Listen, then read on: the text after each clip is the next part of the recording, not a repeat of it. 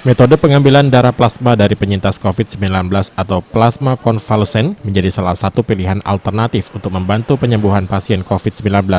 Di tengah tingkat kematian pasien COVID-19 yang tinggi, permintaan plasma konvalesen turut meningkat di Kota Palembang. Namun sayangnya ketersediaan stok plasma konvalesen masih jauh dari angka yang dibutuhkan.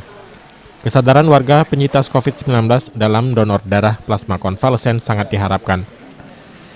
Sehingga seiring kebutuhan yang tinggi, untuk itu unit transfusi darah PMI Kota Palembang mengajak para penyintas COVID-19 agar bersedia menjadi pendonor darah plasma konvalesen, karena plasma yang didonorkan oleh penyintas sangat berguna bagi kesembuhan pasien COVID-19.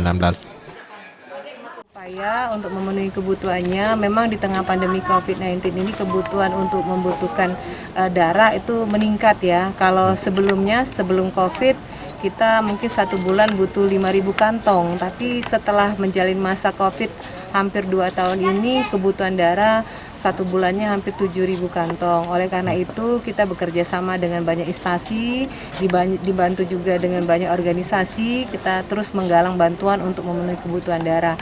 Tapi alhamdulillah sampai dengan sekarang setiap warga yang membutuhkan darah itu bisa kita kecukupi, dan kami menghimbau kepada warga masyarakat jangan takut untuk mendatangi PMI itu sendiri atau mungkin tempat-tempat yang sudah kami siapkan untuk mendonorkan darahnya, karena semuanya sudah mengikuti protokol kesehatan dan alhamdulillah insya Allah betul-betul aman, tidak terjadi penyebaran COVID di sana, dan seluruh petugas sudah kita rapid antigen atau kita swab sehingga tidak ada lagi kekhawatiran-kekhawatiran yang bisa nanti membawa penularan COVID-19 di PMI sendiri.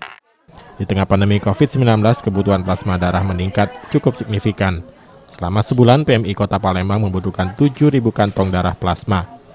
Abidin Triwanto, PAL TV.